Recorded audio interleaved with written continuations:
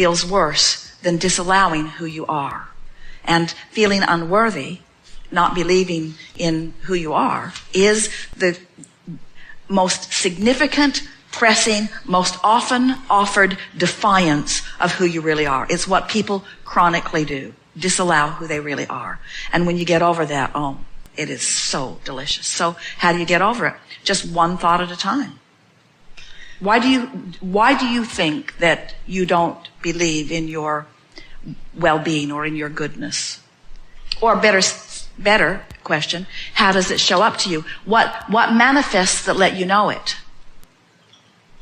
Not letting the energy flow is what exhausts you. When it flows, it's exhilarating, you see. People are reflecting back to you how you feel.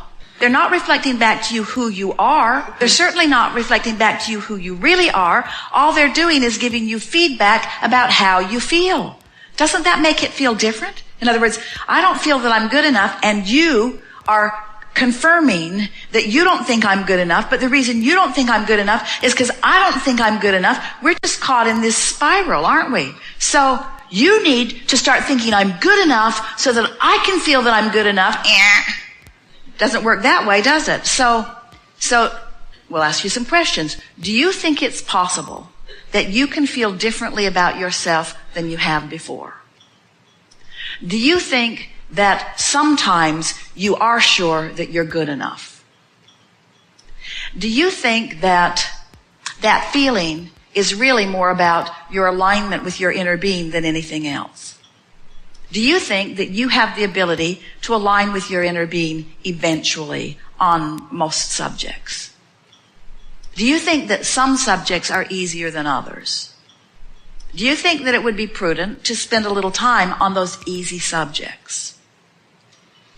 Do you think that since some subjects are easy and the whole goal is to be lined up with who you are, do you think that it doesn't matter what subject lines you up? Just pick the easy one and line up.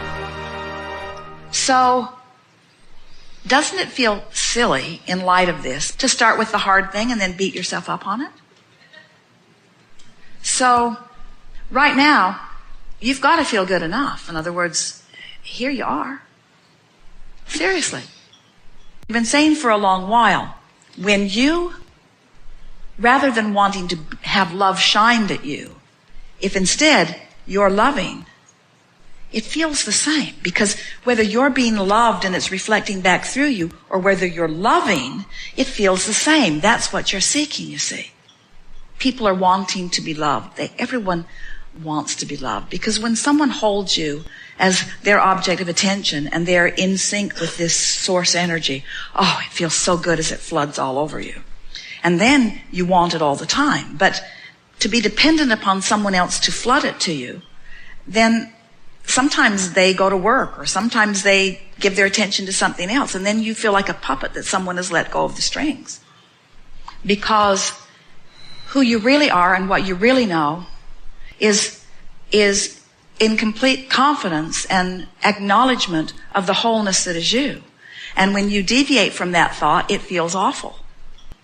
In other words, everything that you feel in any moment is only about how true to yourself you're being or not, how much of who you are allowing or not. And there are so many reasons that people find to disallow. Many people stand, let's just take the subject of physical well-being. Many people stand in a place where they either have strong fear that something might go wrong, or a determination that they're going to hold it away. And in either case, that's resistance. But when you reach this place where you're not pushing against anything, but instead trusting that whatever comes you can line up with, that anything that needs to be healed will send a rocket of expansion that is delicious when you allow yourself to receive it fully. The attention to what needs to be healed holds you in the vibration that disallows it, where the very fact that something needs to be healed has put a solution to which we are giving our undivided attention. So the very word something needs to be healed is just addressing the vibrational gap between what's really going on and what you're letting go on. The problem or the sickness or the thing that needs to be healed has a solution or a wellness or an expansion counterpart. And so the solution is so viable and so wanted and so important, but cannot really exist without the problem. So the key is to let life create the solution and then line up with it as consistently and completely as you can. And what everyone will tell you who has ever passed through an uncomfortable situation is that once they find the solution, it was always worth the problem. And big solutions make big problems even worth it. Although while you're standing in the problem seeking the healing, it doesn't seem that way, you see. It doesn't matter what a situation is, it can be aligned. In fact, the more uncomfortable something is, the bigger and brighter the solution is. When a solution is really big and bright, then there is more possibility for movement on it. This too shall pass. There are all kinds of resources that are available. I don't have to address this specific subject in this specific way. I'm feeling the ease of my general focus. I like feeling that I can control the way I feel by focusing my thought. It is satisfying to me to realize that just by talking to myself and focusing in the way that I am, or that I can at any time, that I can relieve discomfort and come into a better feeling place. It is satisfying to me to realize that the way I feel is about my focus, not about any specific situation. The situation isn't the reason I feel this way. My focus is the reason I feel this way. Because my focus is the reason I feel this way, then it is never necessary for me to ever feel bad because I always have the ability to focus. I have the ability to bring myself relief. I have the ability to bring myself into alignment regardless of what is. I have the ability to bring myself in alignment regardless of any manifestation that may be temporarily showing itself. I have the ability to bring myself into alignment because I know about the laws of the universe. I have the ability to cause myself to feel better because I have the ability to focus my mind. I like knowing that as I find this general place where I am generally feeling discomfort, but it's much less acute than it was before, that I am in a vicinity where I can feel better and better. I like knowing about the laws of the universe. I like knowing that there are no exceptions to the laws of the universe. I like knowing that anyone can bring themselves from wherever they are to wherever they want to be, that there is a certain and gentle path that will lead them to wherever they want to be. I like the idea that by knowing what I don't want, I know more clearly what I do want. I like the idea of solutions being born out of problems, and I like the idea of me or anyone reclaiming the solution that they are looking for. I like the idea that solutions are expansion, and that solutions and expansion come on the heels of sometimes things that are not so uncomfortable. It makes me realize that there's nothing that I ever need to fear and hold fear that is going to sweep over me, or hold off as if I could hold it off, that I am now in a position where I understand that I can just take life as it comes. I never get it done, and I can't get it wrong. So when something comes that feels wrong because it isn't done, it doesn't have to stay wrong, because the wrongness of it creates the rightness of it, and I have the ability to focus myself in the direction of the rightness of it. So I have the ability to be weller or righter or feeling better than I ever was before the wrongness came. There's never a reason for anything to envelop me or to take me over or to take me out unless I choose for that to be. I am the creator of my own experience. Everything that I have chosen is for the purpose of what's in my vortex. There are all kinds of things in my vortex that I don't even realize that I put there, that in combination have caused different things to happen. I actually am calling things through me, and in calling them through me for the purpose of using my conscious ability and my emotional guidance system to line up with them, so that I can understand that I'm the creator of my own experience. I'm playing life in a really big game, and the stakes get higher and higher and higher and more fun when you're you're really good at creating and you've created everything in the world that you can think of, why not find some way to bring yourself to a new and deeper emotional level so that you can, in a very sensitive way, discover newness in life that you've never been able to discover before. I've witnessed so many people who have moved through things like this, who are richer and deeper and living better lives than they've ever lived before, who will say again and again, I wouldn't give that experience up for anything because of the expansion that I've discovered. Expansion that I do not believe I would have discovered in any other way, or at least not as quickly or as profoundly.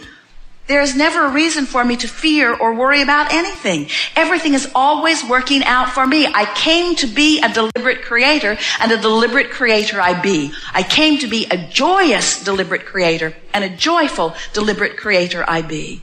There is never a reason for me to ever fear anything or to be guarded against anything. It's just this wonderful mix of life experience that's giving me opportunities to expand and to reclaim constantly my newfound beingness of who I am. I embrace life in all of its contrast because I know in all of it there is only joyful expansion that has been set up for me. When you get tuned in to who you are and you're looking out at the world, your appreciation of others is palpable. And the inspiration to offer the words is too. Their readiness to hear your words is their deal, not your deal. So in the same way, so there are people that you want to assist. What you want to do is let the soothing flow through you, to let the appreciation flow through you. The fastest way to help anybody, no matter what, is to find some aspect of them that you can genuinely appreciate. When you say, Abraham, what's the thing that could be most appreciated in this moment or in this moment or in this moment? We say, now you are assisting with healing. You feel the difference? Appreciation is your tool. In order for you to appreciate, you have to be in the vortex, hooked to the stream where you've got something to give. So it's a sort of circular thing that's going on. If you're determined to appreciate, then you're determined to be in the vortex. And when you're in the vortex, you've got something to give. But if you're a servant that's wanting to heal, now you're looking for a problem, you find a problem, you're not in the vortex, you can't help it. So, looking for things to appreciate. So, your work is to find anything in your vicinity or in your recent or distant past, anything that you can appreciate. Anything that you can appreciate. Everybody has a vortex. Everybody has a vibrational relationship to the vortex. And you can't, this is the thing that Esther's just figuring out. She can't ask Barbara to fix something so that she can feel better. Barbara can't give it to her. Karen can't give it to her. Mark can't give it to her. Mike can't give it to her. All these lovely people that are around, all they can do is move things around. Maybe distract her, but they can't. In other words, it's not their job to soothe Esther, and it's not your job to soothe anybody else. You live through the clarity of your example, you see. And so, when you have a desire to tune into who you are, and you do it on a really regular basis, then it's like you can't give alignment to anyone else. You can just confirm their alignment or their misalignment. And if you're aligned and they're not, they can't find you. And for you to find them, you got to be out of alignment, and then you can't help them. Isn't this interesting? This business of service is so interesting. Because the people that you seek to serve are on a different wavelength than you are when you're in alignment. And so, it's just your personal inside job. People say, oh, Abraham, you teach selfishness. We say, yes, we do. You've got to be selfish enough to find your alignment, and then those ready for you will show up. So then, someone tentative, someone dealing with an issue, someone out there in a sort of maybe in, maybe not in, maybe not in, rendezvous with you, and because of your alignment, they get a whiff of it, and they feel aligned. And then words come out of your mouth that confirm the value that you see in them.